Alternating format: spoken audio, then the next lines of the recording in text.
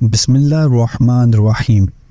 السلام علیکم پیارے دوستو، آج ہم آپ کو ایک عظیم اسلامک شخصیت حضرت عمر بن خطاب رضی اللہ تعالیٰ عنہ کی شہادت کا واقعہ بیان کریں گے۔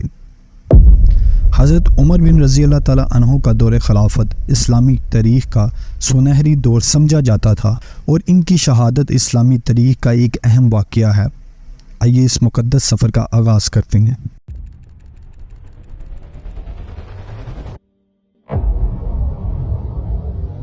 حضرت عمر بن خطاب رضی اللہ تعالیٰ عنہ کی پیدائش مکہ مکرمہ میں ہوئی۔ آپ قریش کے خاندان بنو عدی سے تعلق رکھتے تھے۔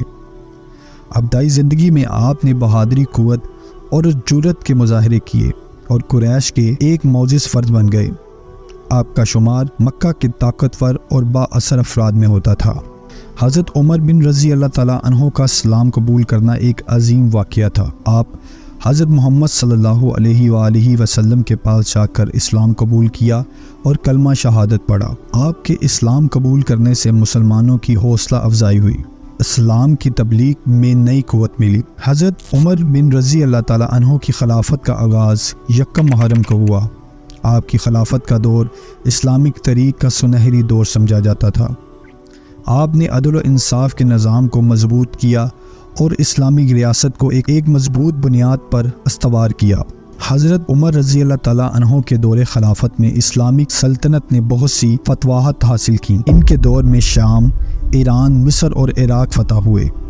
ان فتوحات سے اسلامک ریاست کی سرحدیں وسیع ہوئیں اور اسلام کی روشنی دور دور تک پھیل گئی۔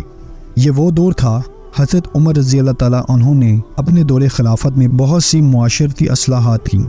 آپ نے بیت المال کا نظام قائم کیا اور عدل و انصاف کے محکمے کو مضبوط کیا اور عوامی بہبود کے کاموں پر خصوصی توجہ دی۔ آپ نے عوام کے مسائل کو حل کرنے کے لیے مختلف محکمے قائم کیے اور ان کی کارکردگی کو بہتر بنایا۔ عمر بن خطاب کے عدل و انصاف کے واقعات بہت مشہور ہیں۔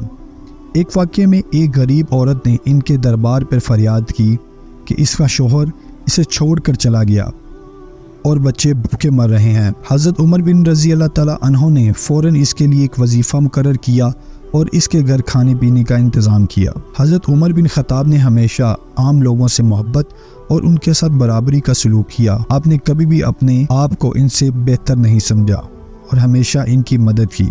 آپ کی زندگی کا ہر پہلو عدل و انصاف اور رحم و کرم کی علمی تفسیر تھا۔ آپ کے دور خلافت میں ایک مجوسی غلام فیروز تھا جو کہ ان کے ساتھ ایک معاملے میں ناخوش تھا۔ یہ ناخوشی بعد میں حضرت عمر رضی اللہ تعالیٰ عنہ کی شہادت کا سبب بنی۔ فیروز کے دل میں بغض و عنت پیدا ہوا اور اس نے نعوذ باللہ حضرت عمر رضی اللہ تعالیٰ عنہ کو شہید کرنے کا منصوبہ بنایا۔ آپ کی شہادت اسلامک تاریخ کا ایک غمگین واقعہ ہے۔ یکم محرم کو آپ پر فیروز نے نماز کے دوران حملہ کیا۔ فیروز نے آپ کو خنجر سے شدید زخمی کیا۔ آپ کے جسم پر گہرے زخم لگے۔ آپ زخمی حالت میں زمین پر گر گئے۔ حضرت عمر رضی اللہ تعالیٰ عنہ نے زخمی حالت میں لوگوں سے خطاب کیا اور فرمایا، اگر میں زندہ رہا تو میں انصاف کروں گا اور اگر میں وفات پا گیا تو یہ اللہ کی مرضی ہوگی۔ میں نے اپنی جان کی قربانی قبول کی اور اللہ کی رضا پر راضی رہے۔ چند دنوں کے بعد حضرت عمر بن خطاب زخموں کی تاب نہ لاتے ہوئے پردہ فرما گئے۔ آپ کی شہادت کے بعد اسلامی دنیا میں ایک خلا پیدا ہوا۔ مسلمانوں نے اپنی عظیم خلیفہ کو کھو دیا، مگر آپ کی تعلیمات اور کارنامے ہمیشہ یاد رکھے جائیں گے۔ حضرت عمر بن خطاب کی تدوین رسول اللہ صلی اللہ علیہ وآلہ وسلم اور حضرت ابو بکر صدیق رضی اللہ تعالیٰ عنہ کے پہلو میں کی گئی۔